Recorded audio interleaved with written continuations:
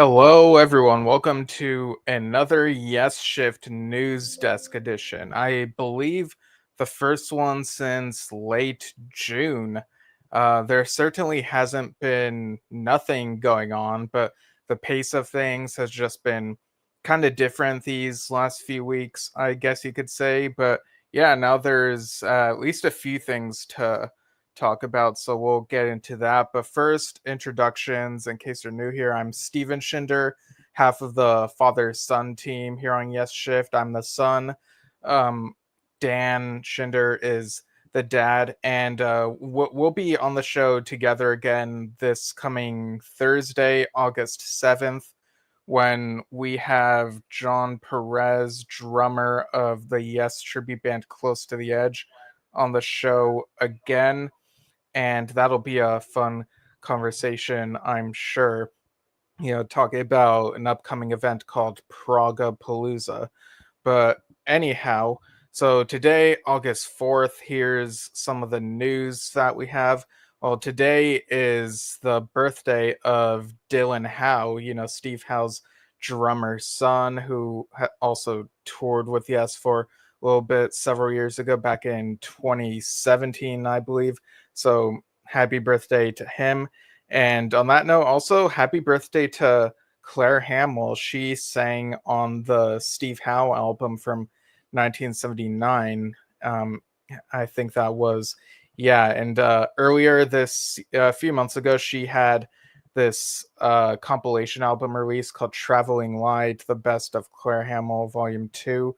So you can check that out at clairehamill.bandcamp.com and keep up with her over at clairehamill.co.uk. It looks like she has a few shows coming up in the UK this month.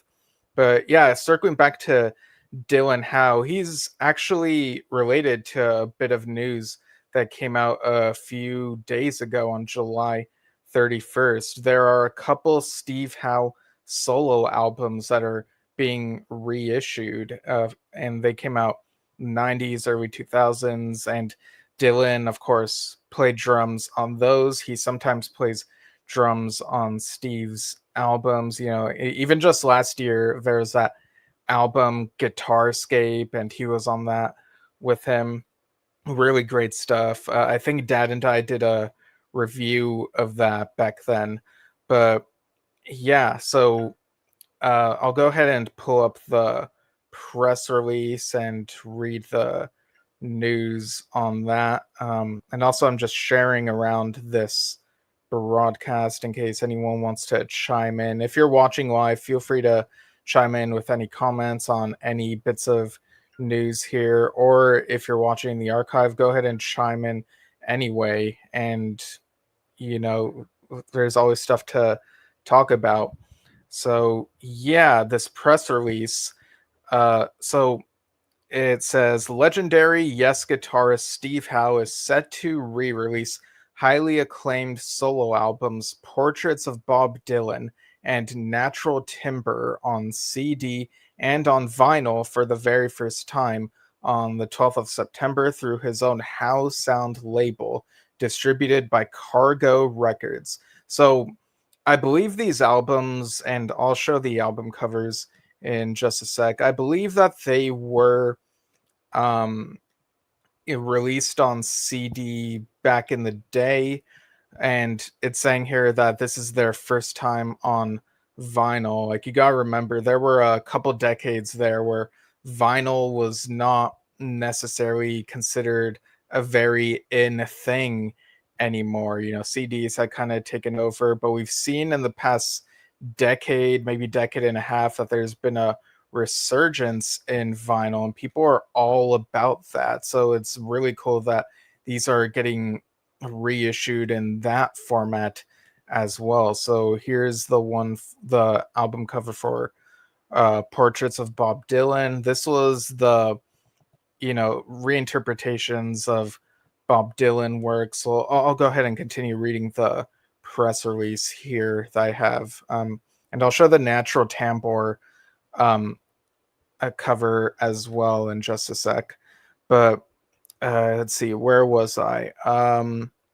Originally released in 1999, Portraits of Bob Dylan saw Howe paying tribute to one of his main inspirations in his own in it.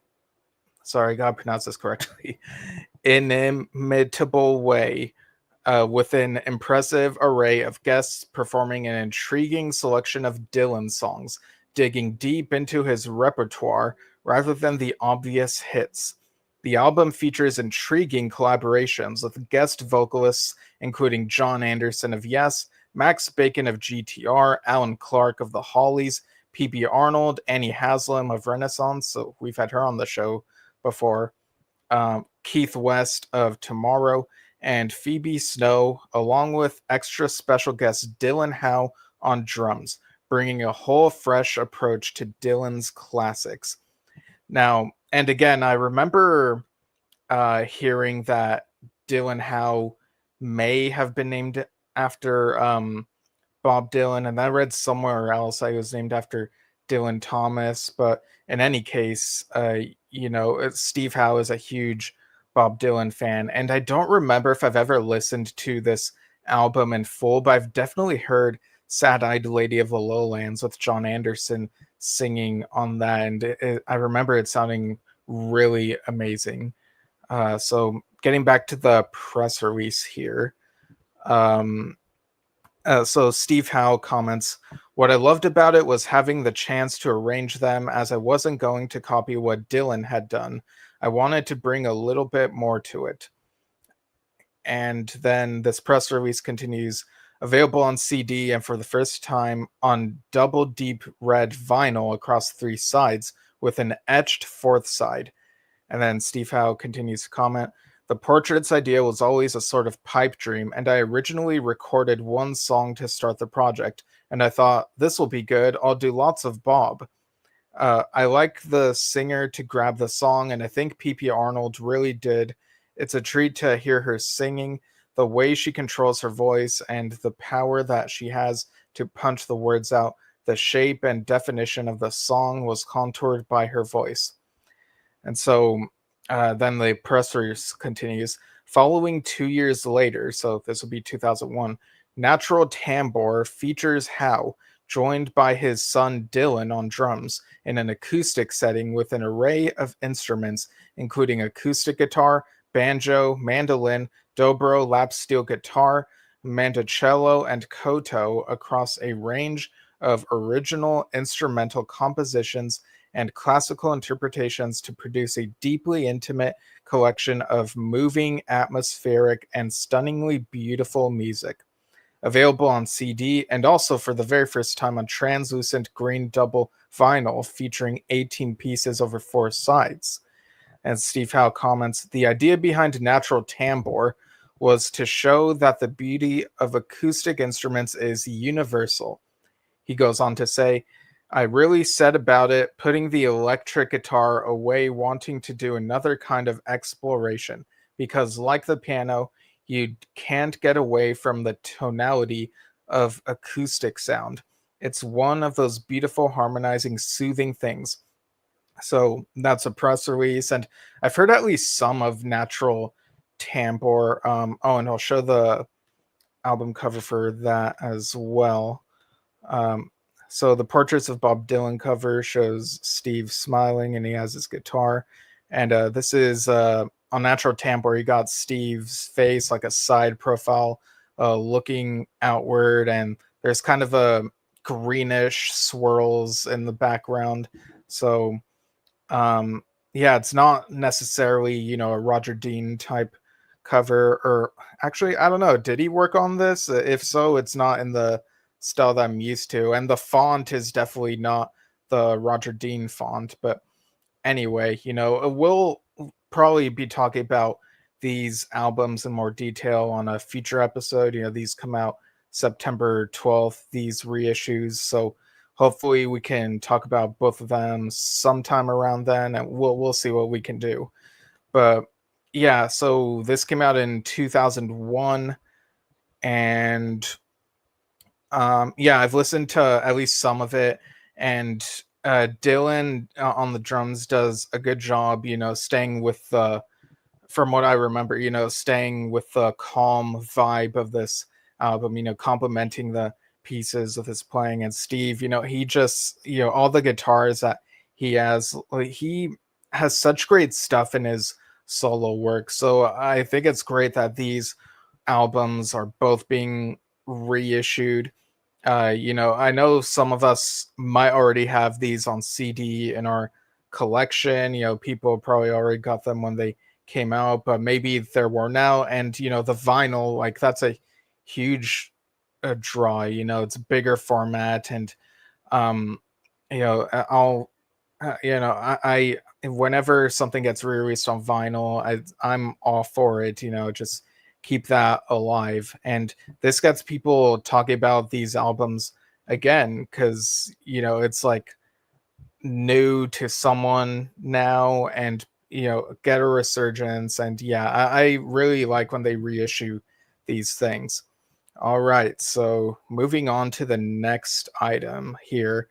July 29th, Billy Sherwood shared a picture on his Facebook from 1992, it would seem.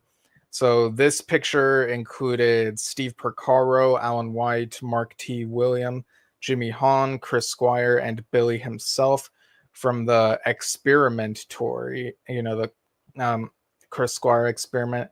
He says, "My then band, The Key," which included himself, Jimmy Hahn, and Mark T, opened up the show. Afterwards, we morphed into the Chris Squire Experiment, which soon after that became my band with Chris called Conspiracy.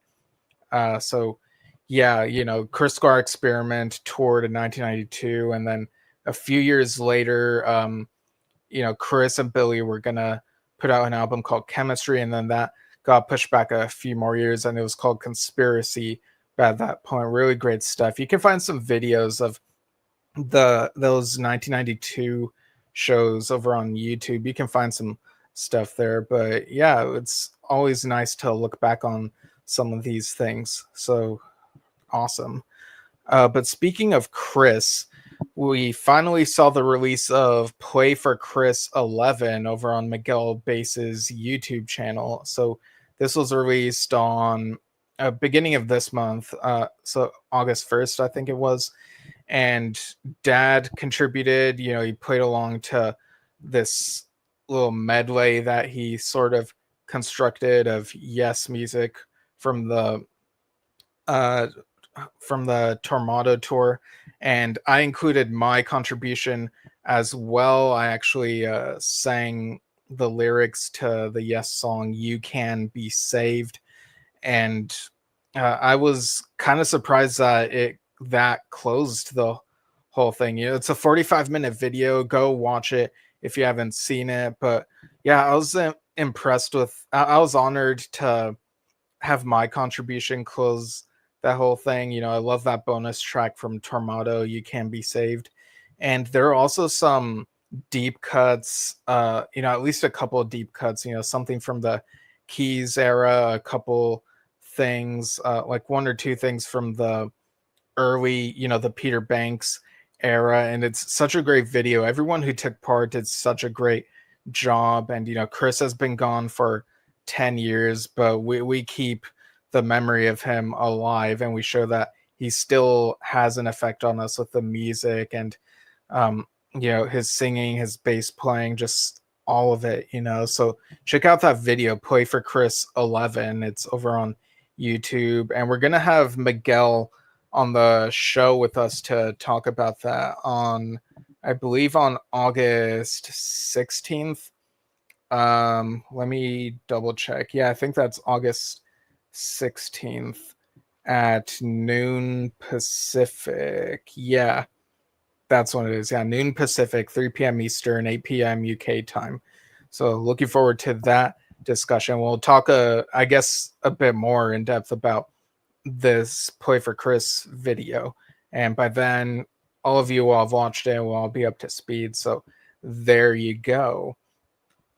Next up, I wanted to give a shout out again to Rick Wakeman's podcast, The Myths and Legends of Rick Wakeman.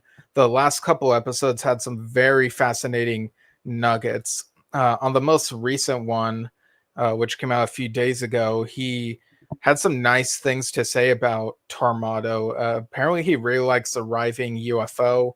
He talked a bit about Madrigal. He did say it's an album that he would like to remix if it's possible, but um, yeah, I can't remember if that is possible. It's in Kevin Mulrine's book, probably the Tormato story, which, I mean, he also has that new book out, the Tales from Topographic Ocean's Listening Guide, which Dad and I should be receiving sometime soon, and we'll schedule something with Kevin. But yeah, remixing Tormato, if that is at all possible, would be an interesting experiment. Because sonically, the sound is where it gets critiqued the most. Rick did seem to kind of like how it's eclectic, has some different styles and not just like all the same thing. But yeah, and on the episode before that one, also he mentioned something about no earthly connection that I did not know, and that changes how I, once you listen to the detail, you'll be like, wow, that's what that was. So I'll let you listen to that. I won't spoil it. But on the episode before that, he talked about the I guess super group, you could call it, that almost happened. I believe that would have been in the mid 70s between him, Bill Bruford, and John Wetton, and how I think management was one of the things that made it difficult to come to fruition. I think he might have talked about this in his contribution to that John Wetton and Extraordinary Life book. But something else that he mentioned that I don't know if I knew before was in the mid 2010s, prior to John Wetton's passing, there was talk of a band that would have featured Rick, John Wetton, Carl Palmer, and Steve Hackett. And wow, it's like, imagine that. What would that have been called? Maybe just their last names together, like an ABWH thing. I don't know, but you know, it's really unfortunate that we lost John Wetton, and not just for that, super group reason, but just in general. He's such a great man. But we also can't help but wonder, like, the what ifs, and Rick seems to even wonder, like, what could have been with some things that almost happened but didn't. Let's see. Sorry, I'm just responding to a message real quick. Okay.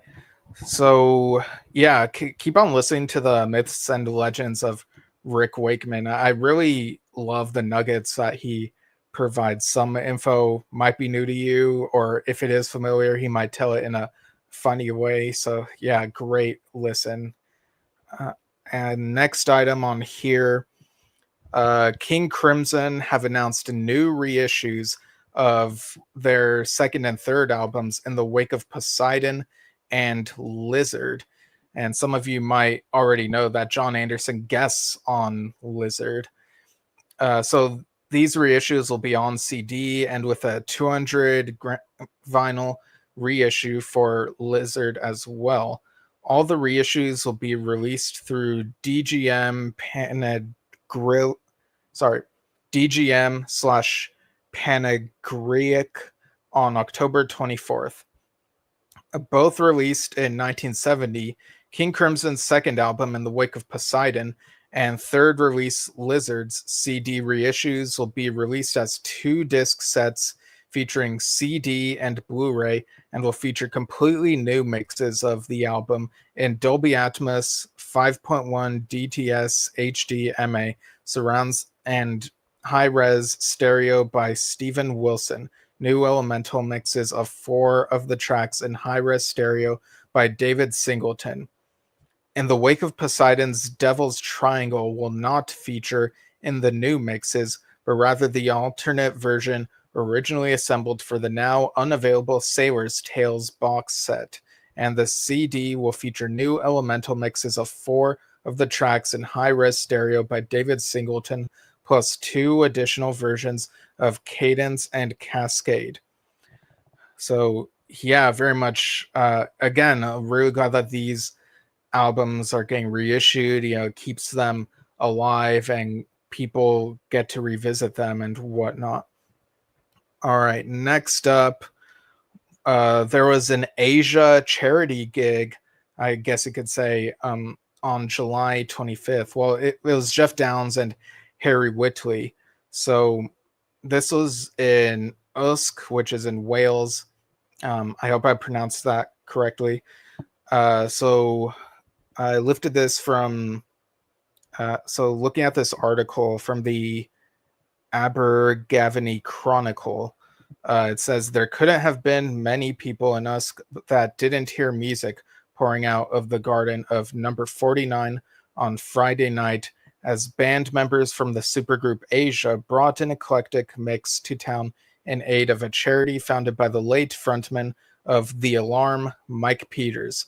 Jeff Downs and Harry Whitley found the gap between tour dates to bring their medley to the garden of the independent venue, with proceeds going to the Love, Hope, Strength Foundation, which specializes in supporting people who are affected by cancer.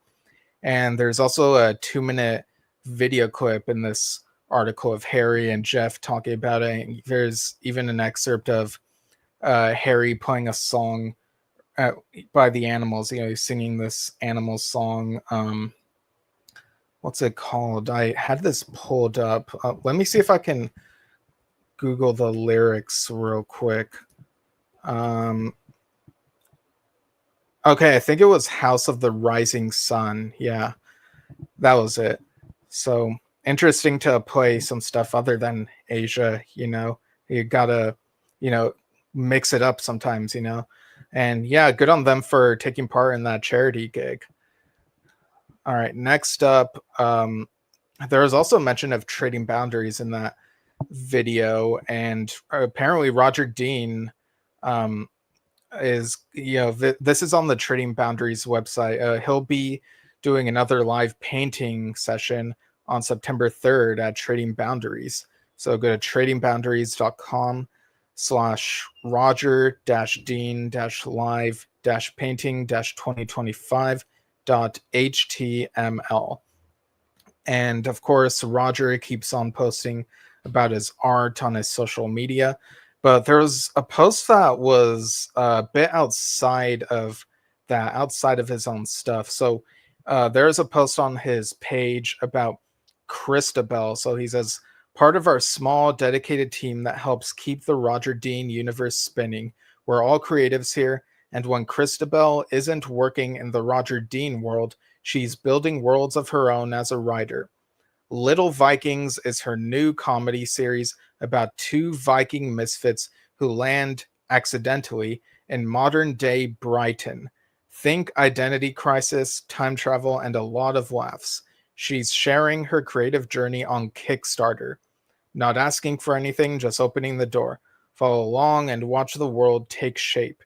And yeah, this Kickstarter page includes a bit of footage of that project. So this would be kickstarter.com/projects/Vikings in Brighton/little-vikings-a-comedy-pilot-about-falling, or sorry, not falling, failing dash at at-everything. And I'll go ahead and put this in the comments. That probably be easier. And Brighton is a place that's very close to my heart. It's where I studied abroad in England back in 2017.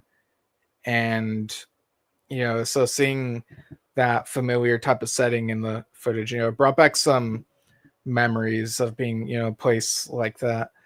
So yeah, that's pretty much, let's see, Bill Bruford, the most recent upload on his YouTube channel is from July 4th. Bill Bruford's Earthworks, The Emperor's New Clothes. So there's live footage of that.